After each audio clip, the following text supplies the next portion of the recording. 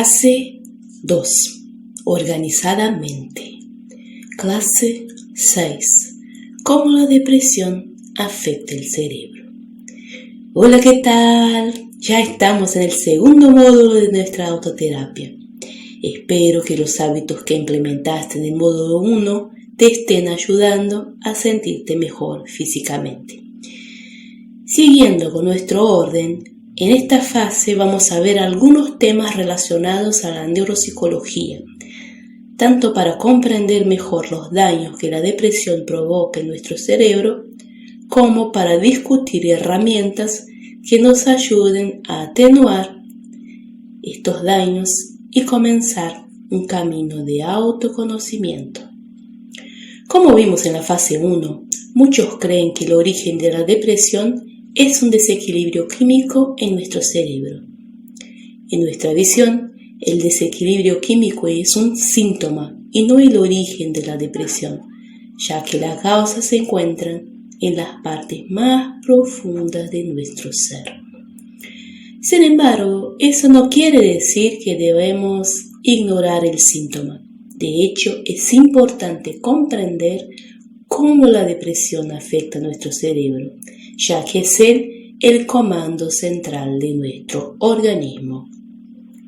El cerebro es una de las estructuras más fascinantes y complejas de la naturaleza, y a causa de tanta complejidad, todavía no lo hemos desvelado por completo. Solamente logramos entender una pequeña parte de su funcionamiento, y en esta clase no lo podríamos abordar más que de un modo superficial, aunque esencial. No se trata de una clase de neurociencia, sino más bien de entender los mecanismos de la depresión en ese órgano tan importante y complejo. Te voy a dar un ejemplo. En nuestro cerebro tenemos la materia blanca. Su función es la correcta transmisión de la información cerebral, además de relacionarse con diferentes elementos cognitivos y emocionales. Según estudios, la materia blanca de una persona con un primer episodio de depresión disminuye y, además, ocurre una asimetría en los hemisferios cerebrales. A través de ese conocimiento comprendemos por qué nuestras expresiones cognitivas y emocionales son tan dañadas cuando nos deprimimos.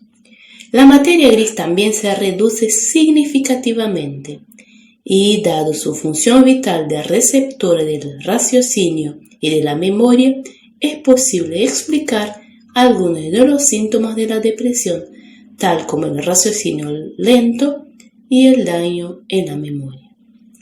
Al final de esta y de las próximas clases, y en el archivo de texto encontrará todos los materiales y estudios que consulté en caso de que quieras profundizar un poco más. Bien, ahora que creo haber justificado la necesidad de esta clase, al cerebro se ha dicho. El cerebro forma parte del sistema nervioso, que se divide en sistema nervioso central y sistema nervioso periférico. Ambos trabajan de forma independiente, pero se interrelacionan y colaboran entre sí. En resumen, el cerebro recibe información sensorial, sensación, e información motora, movimiento. Una vez recibidas las informaciones, el cerebro procesa cada información en distintos compartimientos y las clasifica según su función. Esos procesos cerebrales están implicados en todo lo que hacemos, lo que pensamos y sentimos. Y la neurociencia clasifica esas funciones en 3 grupos. El primer grupo es de las funciones sensitivas, cuando el cerebro recibe estímulo de órganos sensoriales como la lengua, los oídos y la piel, por ejemplo. El segundo grupo es de las funciones motoras, cuando el cerebro controla los movimientos como caminar, mover los brazos. Y el tercer y último grupo es el de las funciones integradoras, que implican actividades mentales como el aprendizaje, la memoria y el lenguaje. El lado izquierdo de nuestro cerebro es el lado del razonamiento y el lado derecho el de las emociones.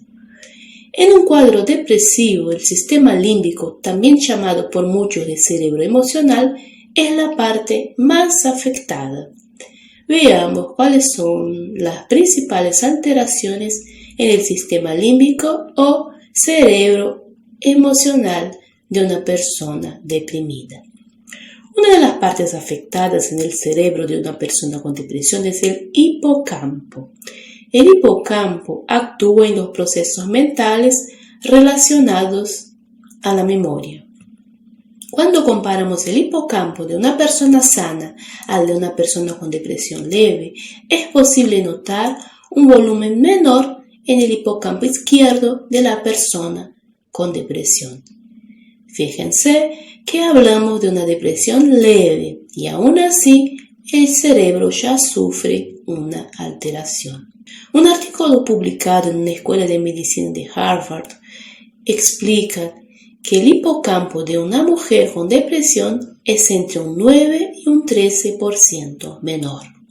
Y cuanto más eventos depresivos ella sufre, menor se va poniendo su hipocampo. Como el hipocampo actúa en los procesos mentales que tiene que ver con la memoria, eso explicaría por qué la memoria se ve afectada en una depresión. Además, ¿te acordás que en la fase 1 vimos que una de las posibles causas de la depresión es el estrés?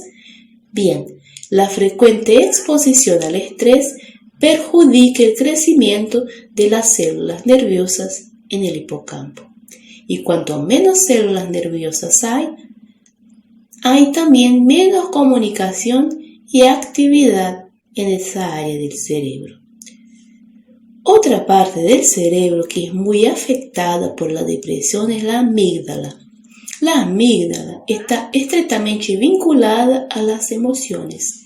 Ella se activa cuando evocamos memorias cargadas de emociones, tal como en una situación de pánico, por ejemplo.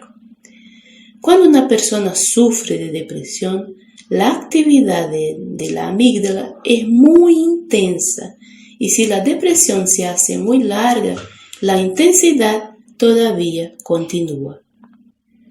Aun cuando la persona ya se haya recuperado de la depresión.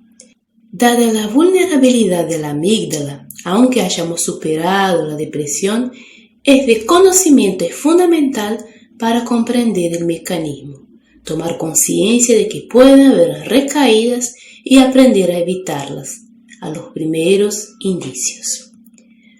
Otra parte importante de nuestro cerebro que es dañada por la depresión es la corteza cerebral.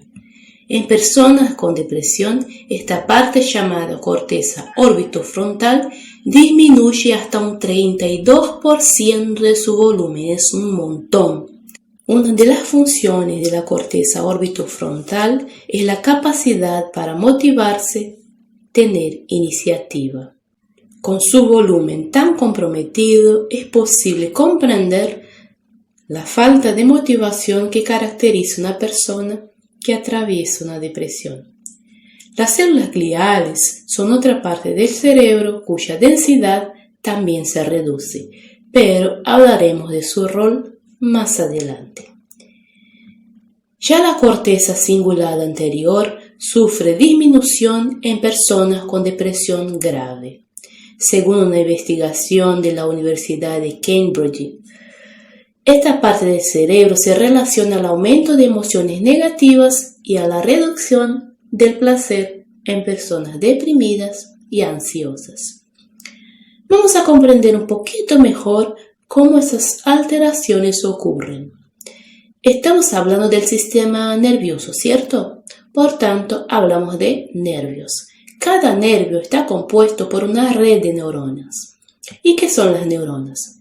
Las neuronas son un tipo altamente especializado de células que conducen impulsos nerviosos.